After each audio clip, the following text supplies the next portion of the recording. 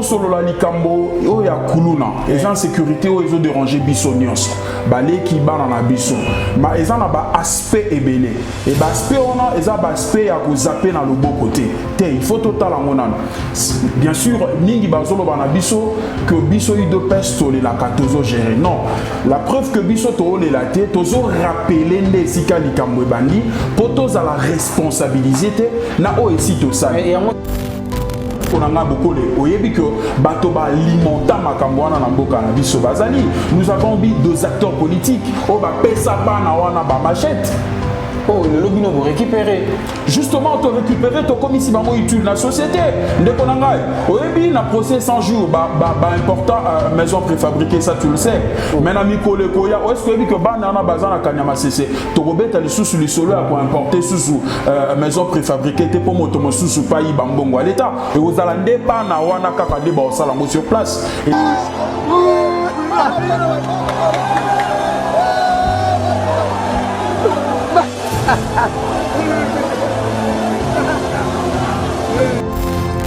À côté Zoé Kabila, à côté Nandako ya l'État, c'est-à-dire Ndako ya yo, Ndako nanga, Ndako ya famille Bokoni, Ndako ya Babojenga nyonso, ya kangi yango commission yango ya ye. Ande konanga. Siko yo ngolo ba eza état de droit te ceux qui bazongi si l'état dans ce droit. Ceux qui ont le bango na forme mususu. Ceux qui bazongi c'est lingai raison. O ba pime la kinga ngo na gestion à Kabila. Olongolo bananga eza état de droit te. Kutu na nyina interpeller bato. Ngala bobi sa bato bazolanda biso na sujet oyo. Bandeko, bongo bato ya modèle wana nde ba sengi bazonga susu ba go diriger biso. Mais ceux qui donc au moni ndako na bino na ganda.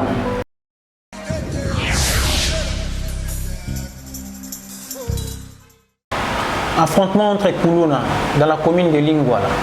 Bilan, 1 mort, 17 blessés. Chers internautes, salut. Tous les Sengo, Yambabino, na chaîne Nabiso, Goshen 7. Et puis, tous les exhortés, Bino, continuer à s'abonner massivement. Parce que grille des programmes Nabiso et Baxi Bilo, belé à Sikapo Nabino. Et chose curieuse, c'est quoi? Kinshasa Kuluna est aussi laté.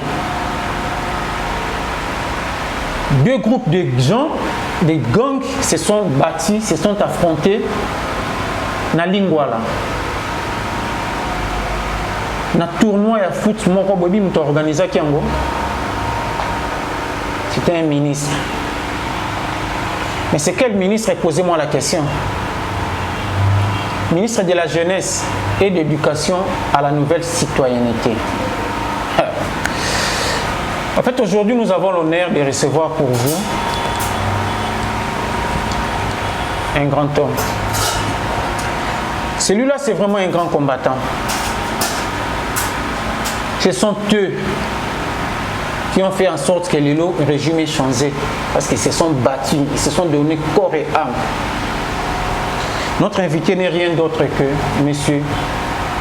Gerland Bonzenga dit Satimo par ses intimes. Alors, il est membre de l'UDPS. Avec lui, nous allons décortiquer l'actualité qui défraye la chronique en République démocratique du Congo. Vous voyez bien que Kuluna est aussi la ville de Kinshasa.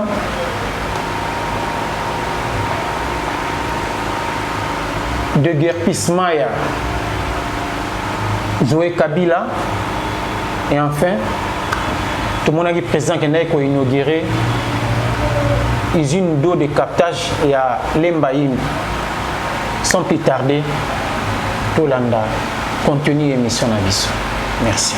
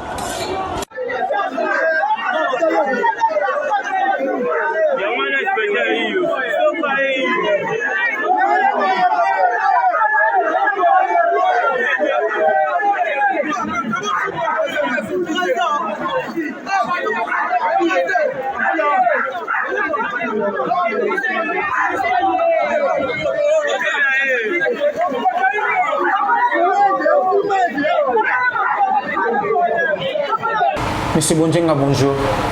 Bonjour, Ndeko Bokole. Et c'est mon ni aux anangwa romona et ambelina biswa. Bon, sincèrement, naza d'abord flatté ndenge bobengi singai et na kobongisa moi moke modestie ezali komikiti sezelo ngana linga mingi. Na sepela quitté sincèrement tant bobenga inga tout au début. Grand homme, non, je suis pas grand.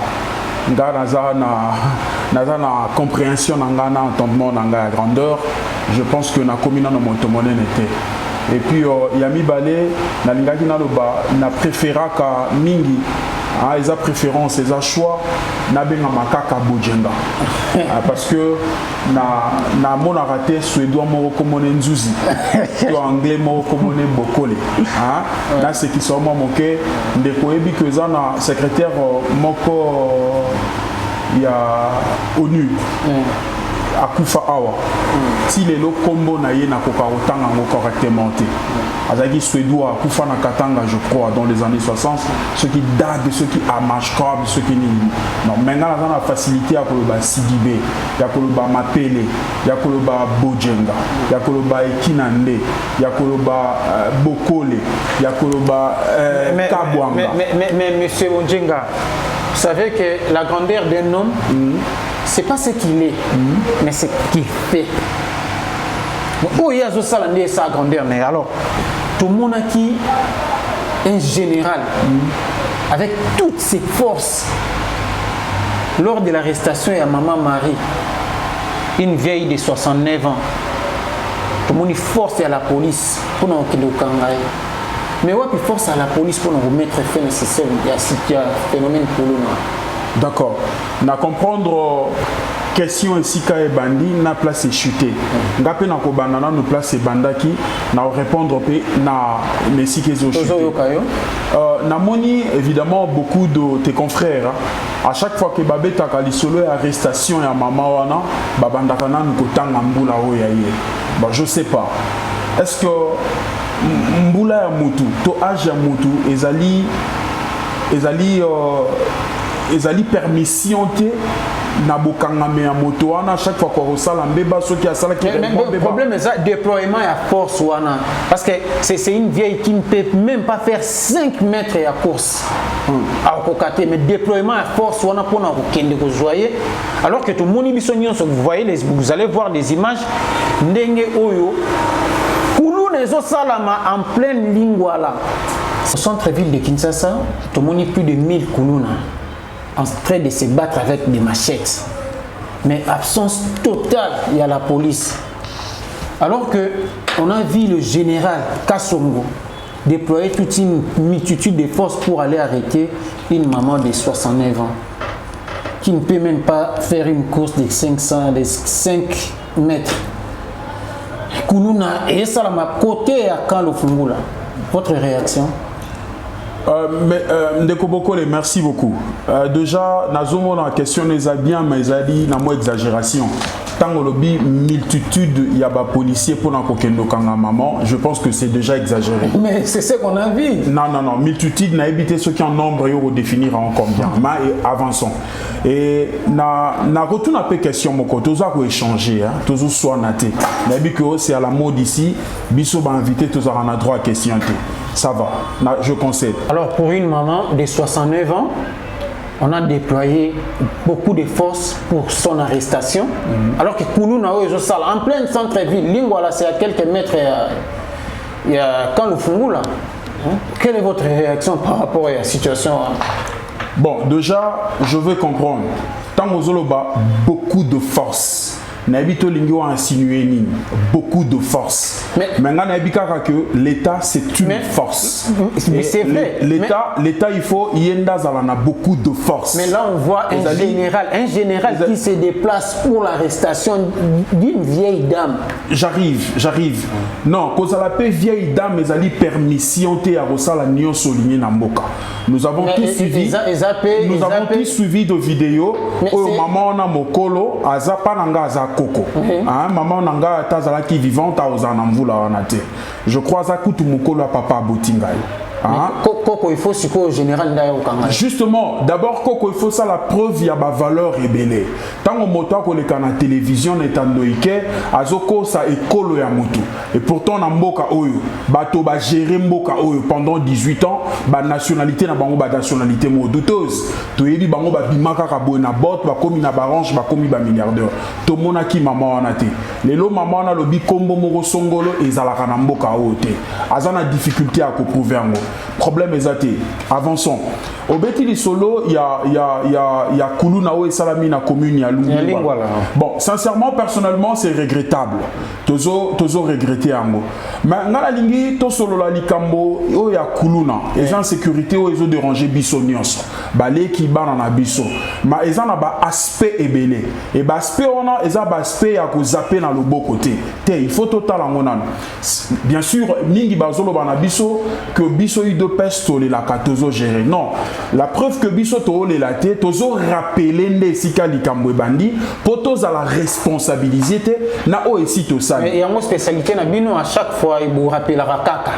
Mais justement, tous en a devoir, tous en a droit à rappeler ce que le ngoko c'est l'anga unique de konanga bokole. Ce qui est lingi par exemple on a diffamé que yo melaka bangi. Yo ce ngolonga la tsabatu que yo melaka bangi teza de marche en abe. Mais monsieur, avancez, vous avez toujours votre rétroviseur en place pour notre hôtel 18 ans. Kulu nezo bunda malelo. Batu bazo kufa. Ba jeune bazo zuka. Biso toujours pour apporter les biso la solution. Arrêtez de pleurnicher. Merci beaucoup. Ndeko Bokole, au moins biso toza bati sekedistre. Biso na vision, na programme na biso ya gestion, hein? Banda fondation ya IDPES ezali l'homme au centre de tout. C'est-à-dire politique nyonso ya biso, bénéficiaire mango d'abord. D'accord, c'est l'homme congolais, hein? Au komona que quand nous sommes arrivés au pouvoir, likambo ya kuluna tozi moto ya bongo to commissaire lisu étude na société. Et pendant 18 ans yo yebi bana na biso wana, oh lelo ba koka kozala ba excellent charpentier, ba kozala ba excellent agriculteur, bakoki kozaba koko exceller na pisciculture, mais batoana to yebi tozo tourner mission na yolo. Moi je connais, hein, na yebi belé a ba mona na rasusute, ba boma bango, ba limoi. Mais ce n'est qu'une goutte d'eau parce que les phénomènes persistent, hein? Justement, que les phénomènes persistent. Justement, okoyebi sangaite phénomène moko ya société oyo ezwami et boti misisant pendant 2 décennies. Tokoyeko aussi lisango na 3 ans et pourtant ba solution palpable ça déjà sur terrain au robot yango te siko na uti ko ebisa yo hier bato bazai bakulu na lelo baza bato ya malonga na société na biso on a 18 ans baza ki oboma mais tu le sais ce n'est qu'une goutte d'eau dans l'océan. Pourquoi? Parce que aujourd'hui il y a des communes au Roki ko les Kanaté na Kinshasa actuellement phénomène kuluna ezo persister kaka alors Batu Baké Kanyamaska c'est vrai, Tolé Masangu c'est vrai, mais le phénomène persiste. Biso tolingi éradication un phénomène wana. Juste boya qui pona apporter ma solution n'est-ce pas? Ndekozo songa maloba na monoko ya ngwana peut-être tozo kanisa ki nga nazali na incapacité ya ko nazana difficulté à répondre à la question. Ndeko nanga na lobi bien boye. Phénomène moko ya société lokola o wana o esali ba décennie mi balé et ko sili sango na mikoloto na mvula mi balé misato tete. Wana na lopoto babengaka yango mauvaise foi. Et loko ne na ebisio to la kisi déjà facette moko ya bonne volonté na biso na gestion na biso ya malamo bato wana bazalaki bato baki susu tina te na société lelo baza bato bazui tina na eleko elekaki bana na biso wana aujourd'hui ils sont portés disparus tu le sais au contredire ngaite misusu baboma bango bakobwaka bango na balabala na opération mo babengaka na mboka na biso opération likofi na biso l'homme comme l'homme et Misara Kuluna. Bon, Kopé Misa Kuluna, ça veut dire quoi pour toi? Non, on a vu un calme précaire dans le moment. Bah, écoutez, Naebi Motomoko Amaele na Mokili Oyo, révérend King, hein? Pasteur Martin Luther King à l'Obaka Boé, Batonga Kaelo Komoko ya durable était sur l'injustice. Donc, moi, na moko boy, hein, oyo, mais gestion na bino, papa na ewana zaki na difficulté à kotangi ça y est, abimi na libanda, na incapacité à ba parents na yo bosali na kobino bo détourner mbongo, yé fonctionnaire impayé, yé soldat impayé, avec un salaire minime insignifiant, ake okoma kuluna après bobomier, oebisina ke kuluna pe maki non, kuluna échange de forme, mais les deux une solution, mais oyebi de konanga bokole, oyebi que batoba alimenta nous avons vu deux acteurs politiques au ba pesa bana wana ba machette. Oh, le lobby nous récupérer. Justement, tu récupérer ton commis si bango utile dans la société. Ndeko nangai. Oyebi na procès 100 jours ba important maison préfabriquée ça tu le sais. Maintenant mi kole koya est-ce que oyebi que bana na bazana kanyama cc. To robeta li susu li solo à importer susu maison préfabriquée te pour moto susu pa yi bambongo à l'état. Et aux alande bana wana kaka de ba osalango sur place. Et ça c'est minime ce petit. Non, soyons honnêtes, soyons reconnaissants et ça valeur. En tout cas, banditisme urbain dans la ville de Kinshasa, ils ont persisté. Kuluna, ils ont de plus en plus valeur. Pourquoi? Parce que Bisso, on les voit faire, on les laisse faire. Et Bazo régner en maître. Bisso, tout ça dans Kinshasa, ils ont la commune Moussoussou, au Koki Kole Kanate, au Koki Koko Tate. Et ça dit que l'opérateur économique, bakomi ko banga bakomi su ko kangama ba activité na bango ya mike o bande ko pesa bande ko na biso musu musala likolo ya phénomène wana kuluna. Il y a dans des communes neti Makala, Kimbanseke, monique banditisme urbain on est comme ko sala même na moyi et comme ko empêcher ba maman na biso ba lukara côté kama nguba na ina balabala moi fufu moi bande ko na biso sala mama bigablo na bango bazo sala lisusu te pona nini phénomène wana ezo persister. Il y a un autre biso tolingi bo apporter les biso ba solution plutôt que bo rejeter la balle il y a 18 ans passé. Ndeko boko le moni yo zali mo panzi sango. Tango zoloba il faut bino bo apporter les biso solution. Mais je pense que la solution qui va apporter la solution, n'est-ce pas? Mais c'est ce que nous faisons. Je crois que la solution qui est proposée, hein, qui est en application déjà, il faut l'obéler lango. Obeti li solo akanyama kasese wa te. Otika lobeta li solo te. Otika lobeta li solo te.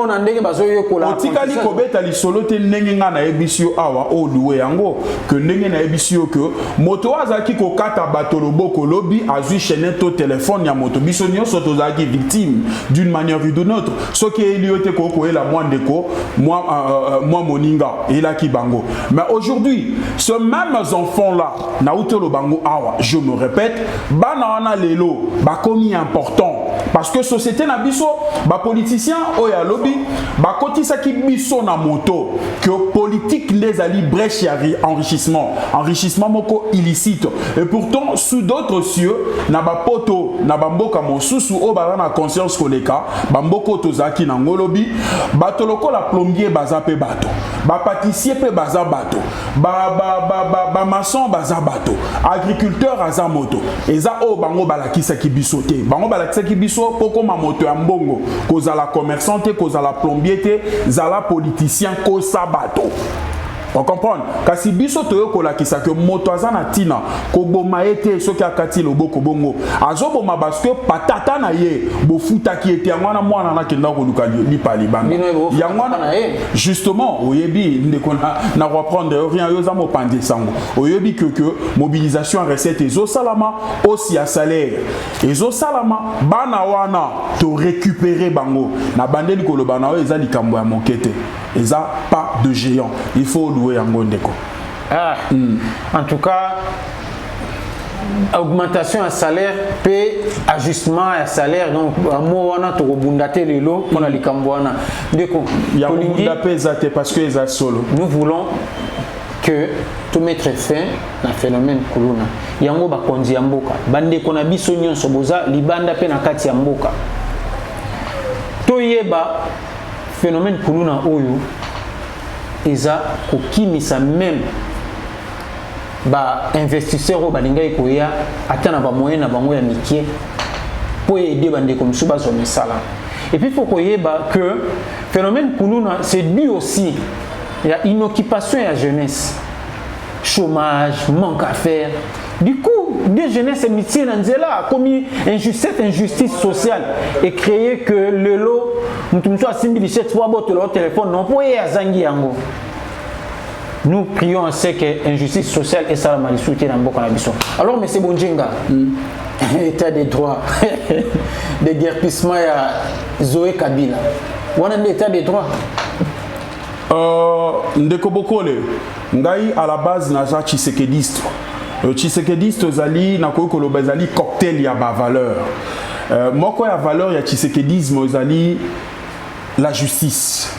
Justice pour ezala réellement justice et sengi pour de guerre rien nazoya et sengi ezo influence extérieure te oza d'accord nanga que emblème même ya justice na habité son mokili mosusu pa na biso wa ezaka balance c'est-à-dire ezaka juste c'est-à-dire ngai Tshisekediste je rêve d'une société oyo bato nyonso bazan ndenge moko on comprend na yango ngai nazako se sentir dans ma peau Tshisekediste te so nazo commenter sur une affaire ya justice.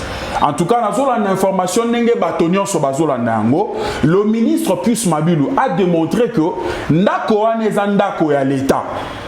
Bongo moto ano tangi kombo Zoé Kabila akoti na ndako ya l'état, c'est-à-dire ndako ya yo, ndako nanga, ndako ya famille Bokole, ndako ya babojenga nyonso, ya kangi yango akomisi yango ya ye. Ande konanga. Siko yo ngolo ba eza état de droit te ceux qui bazongi si l'état dans ce droit. Ceux qui ont bango na forme mususu. Ceux qui bazongi se lingai raison. O ba pimela kinga yango na gestion à Kabila. Olongolo bananga eza état de droit te. Kutu na ngina interpeller bato. Ngala ko bisa bato bazolanda biso na sujet oyo. Bandeko, bongo bato ya modèle wana nde ba sengi bazonga susu ba ko diriger biso. Mais ceux qui donc au monde ndako na bino na Ganda, ndako ya ba vieil Alpha, ndako ya ba Armand. Donc Armand ceux qui bazongi ba donc ba nimba kangango. Zoa ya ofanda kuna. Ago bandako na ye.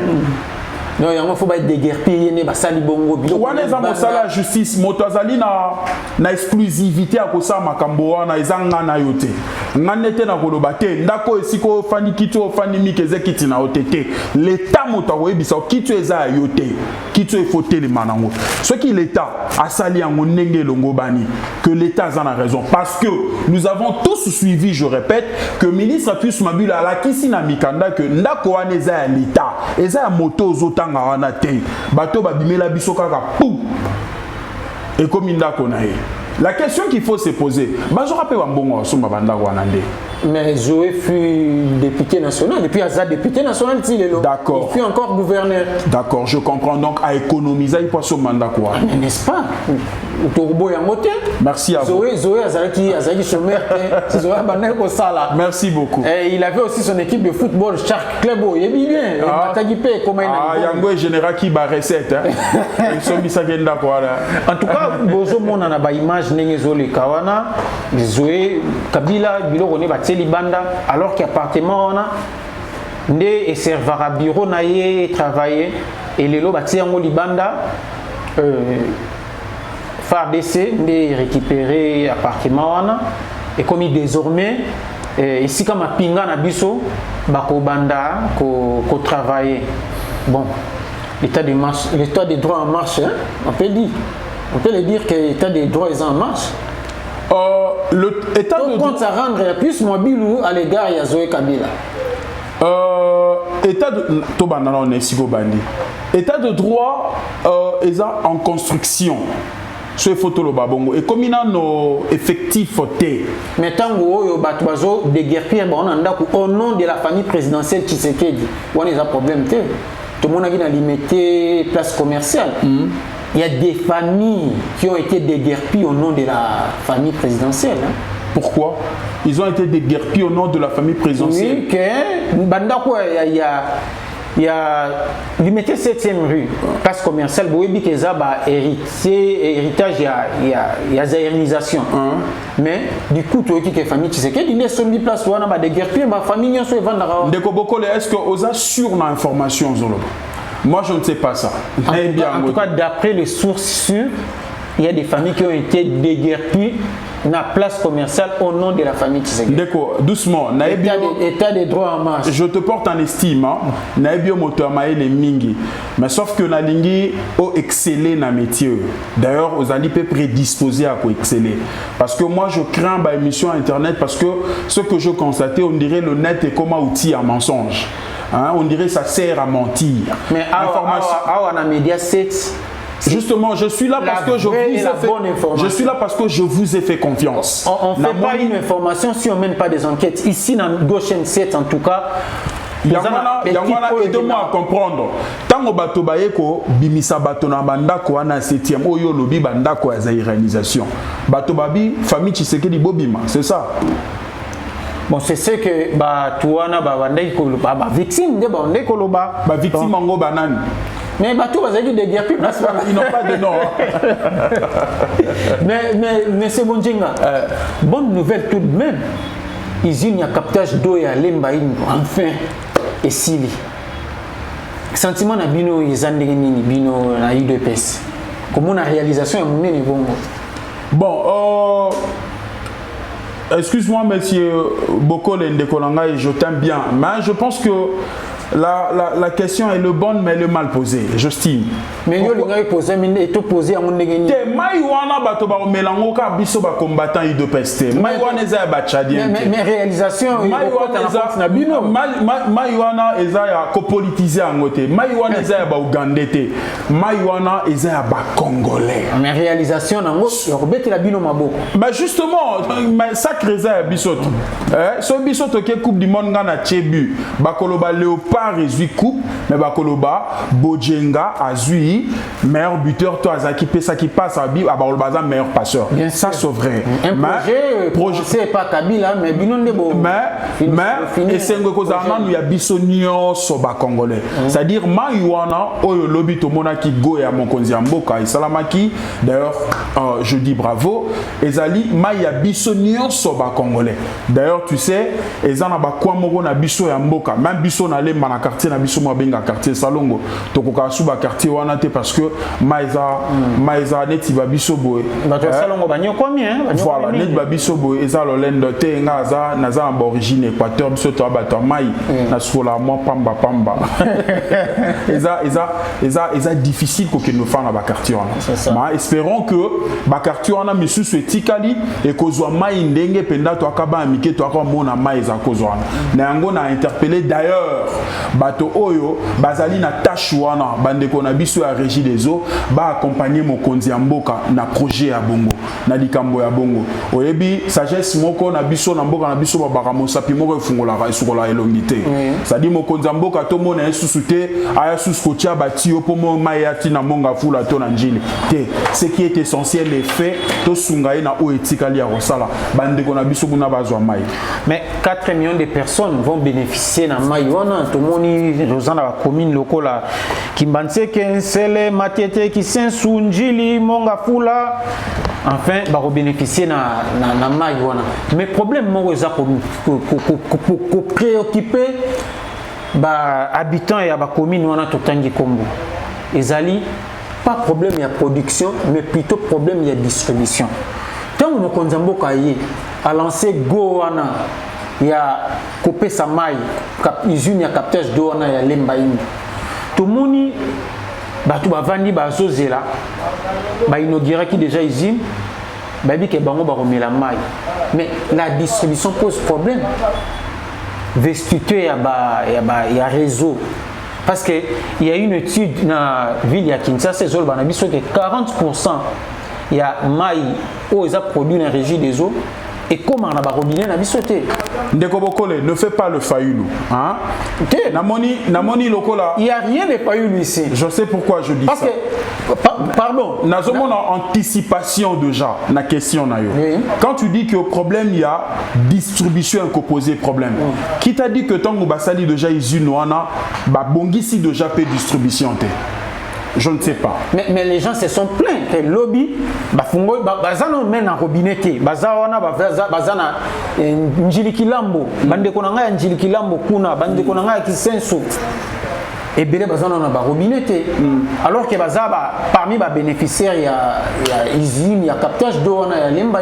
D'accord, au lobby bien et belé bazana na ba robinet. Na habité soma yango robimande na ba betuto na ba sai na bango. Au lobby bien bazana ba robinet, ma e bimara na robinet. Oui. D'accord. Yango na lobaki tout au début na sujet oyo, na question oyo. Na lobaki que bato oyo bazali chargé na tâche wana, notamment bande ko na biso ya régie des eaux. Basunga vision ya mokonzi ya mboka oyo ezali enterré nanu ya ba congolais. Yango to lobaka le peuple d'abord. Oyo basengeli pe na mai. To koma ba paya na mboka na biso moko bato ba komisa ki yango biso bongo bato ya PPRD. Makambo boy talaka na ngo bango te. On comprend. Mais bango nemba banda projet wana ya conseil. C'est que le bango nemba silisa ki yango tango lobi bango babanda ki yango te la question qu'il faut se poser mbongo wane kenda wapi. Mais il y a continuité de l'État. Mais justement, la continuité, si, mais bon, on a yo bandaki, pour ma place moko boui, ou comme ma quitté mon wane qui n'a wapi. C'est ça la bonne question. Question on a binomo répondre non parce que oya apona ko ya no la tuna bango mokolo ya mbabango ah to ko ya mbabango sûrement to tuna bango mituna o lelo to moni ba famille belé ko bénéficier na eau potable. Commune lokola Kimbanseke na fin fond kuna ba kozwa mai ya komela. Commune lokola Njili na fin fond ba kozwa mai ya komela. Bana banga moyo na kisenso kuna na deta ba kozwa mai ya komela. Donc tout ces pays mingi na ba initiative bona metongi et se multiplier. Pourquoi? Parce que tout le monde chef de l'État a inauguré qui on est mutuna na biso suka poto chité bien sûr. A inauguré qui Trans Academia alors que si le ba étudiant bazo matagaraté non to boy pe que ba inauguré le usine ya captage d'eau potable lemba ingu mais na ba kobina soma yeso bi makaraté.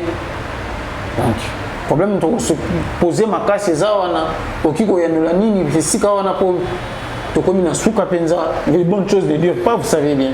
Merci beaucoup. Je me répète en tout cas. Dans le lobby que je trouve la question anticipée. Parce que lancement, il y a usine Wana, il y a distribution, il y a Maï et Salamaki lobby. Rien n'atteste que problème, il y a distribution, ils ont posé déjà problème. Peut-être je comprends. Le col là mesana qui cause la lisusu na ba maïté robinet pe koma reloko ezaki ustensiles ezaki loko moko ba kipaki yango fantaisie na ndako et comment qui fantaisie sûrement ba no mobulu pe ne ba biso to kola ba buka kyango pe hein c'est possible bon le col là ezate moto ya bongo maï bimela ndengeni Ah, donc, tout beaucoup. Je trouve la question anticipée. Donc, tout c'est le problème, il y a distribution. Ce qui te montre qu'il y a un problème, et Koya. Alors, le chef a ça inauguré, Kuna, ah, moi, ils ont demandé, Bandeko Balandi, Nassi, ça qui t'aide, Boko chuté sur nga Nassi, soyez gentil. Yangwana na lobi boy. Bandeko na biso wana, mokonzi mboka la kisi biso que souci na ye, vision na ye, c'est le Congo et les Congolais. Tomoni yango na ba secteur rebelle. Yomoko beti lisolo lobby basa ki lancement, il y a usine, il y a distribution, il y a traitement, il y a maille. Oebi na sefelara na slogan moko boya régie des eaux balobaka, l'eau c'est la vie. Bino moko ba Congolais, bato ba priva ki bino maille, donc ils vous ont privé de la vie. Neti bana salongo na koloba, la Kabylie vous a tué pendant plus d'une décennie.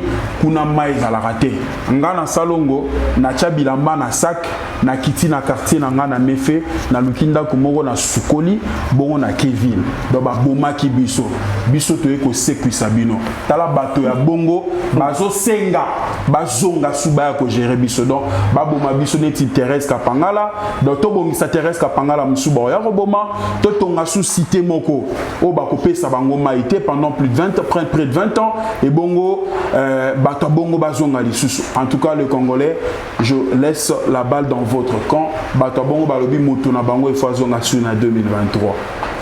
Bande ko balandi na biso ya Goshen City. Je sais que bino bo continuer pour s'abonner massivement à la chaîne na bino. Parce que la bonne information est la vraie. Et ça on a Goshen City. Sur ce, bino boyoki, mais tu nous zaki ya biso, biya nous zaki ya bango. Merci pour vous être en abisso à Hollanda. Tant à bino à Hollanda biso, vous continuez à s'abonner, mais tu peux aussi les sater. Ceux qui te bêtissent c'était na likambo ezo le kanama indombe.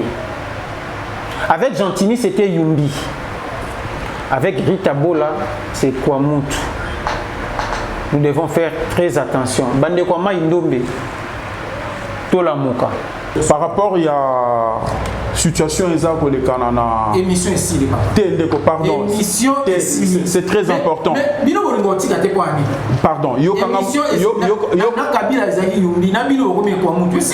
D'accord. Émission ici. Yokanga muke, merci de Bolanda ki biso. Yokanga muke. Maman Kabila zaki yumbi bango sa kwa mutu na. Ndeko bokole yokanga 1 minute. Émission ici mais na koyebisa. Merci de Bolanda ki biso. Na koyebisa ba ndeko na biso ya coin wana. Yokanga ndeko ba teke na ba yaka, c'est ça non? Oui. Ah, na koyebisa bango ba tende na ba nunu bino sko boye ko tie ba teke na ba. D'accord, laisse-moi avancer. Chaque régime a ça na makamna ya osala. Laisse-moi avancer. Te émission ici là qui papa. Te ndeko na ebité soki to peut surtout 1 minute. D'accord. Na tie ko non ta. Bino mo bomoni ba chenga à l'est awa. Na ina lo babo. Bandeko na biso bateke bayaka batende na o babunda banunu. En tout cas, en ce que je sache, bikolo wana nyonso eza nekolo moko ya na Burkina Faso te. Eza nekolo moko ezaka na Rwanda te. Eza nekolo moko ezaka na Érythrée na Somalie te. Baza bana ya Congo. Tozali na relation moko. Bien sûr, tozali na relation moko condamnée. Nous sommes appelés à revivre kaka na Congo. Et nous sommes appelés à vivre ensemble. En tout cas, totika nana nous kotala na lokola bapaya. Ce qui totala ni lokola bapaya, c'est dangereux pour na biso ba métier boy. Pourquoi je dis métis? Nga soki o calculer nga na bandi go betela ba origine nga okomona ke naza bikolo moko mi satu na moto moko. Donc ceux qui to kaboli Congo ba biso ba hybride to zanga esika ya kokende. En tout cas na bisi ba congolais nyonso. Bango bazana kwa mutu na bango. Ndenge régime akalezaki na Yumbi bango kwa mutu. Ozoko sera biso makambo biso to abato ya kimia. Tozo bokonzi to beta masasi te na mboko. Ya émission na biso. Continuer à s'abonner massivement. Amanunde Kalev Aboma Biso Akanga Biso.